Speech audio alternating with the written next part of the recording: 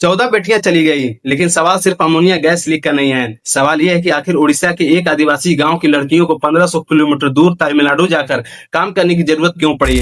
21 जून को तमिलनाडु के तिरुवल्लुर में एक सी फूड प्रोसेसिंग प्लांट में अमोनिया गैस लीक हुई। इस हादसे में 17 प्रवासी मजदूर की मौत हुई, जिनमें 14 उड़ीसा के जुआंग समुदाय की लड़कियां थी। जुआंग समुदाय भारत के पर्टिकुलरली वल्नरेबल ट्राइबल ग्रुप्स यानी पीवीटीजी में शामिल है। इन लड़कियों को हर महीने लगभग 15,000 कमाने का वादा करके तमिलनाडु ले जाया गया था, लेकिन असली सवाल यह है कि उन्हें अपना गांव छोड़ने की जरूरत क्यों पड़ी। जुआंग समुदाय के गांवों में आज भी अस्थायी रोजगार के अवसर सीमित हैं। ज्यादातर परिवार दिहाड़ी मजदूरी और जंगल से मिलने वाले संसाधनों पर निर्भर है। हैरानी की बात यह है कि इनके विकास के लिए 1978 में जुआंग डेवलपमेंट एजेंसी बनाई गई थी। इसके अलावा ओपीईएलआईपी और पीएम जनमन जैसी प्लान्स के जरिए करोड़ों रुपए खर्च किए गए।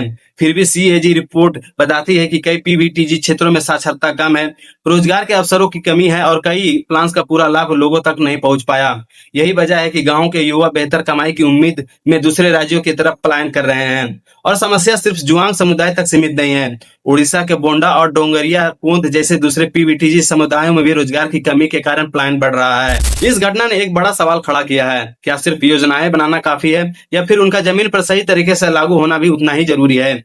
आपके हिसाब से आदिवासी क्षेत्रों में विकास के लिए सबसे जरूरी कदम क्या होना चाहिए? स्थानीय रोजगार, बेहतर शिक्षा या योजनाओं की सही निगरानी? अपनी राय कमेंट में जरूर बताइए।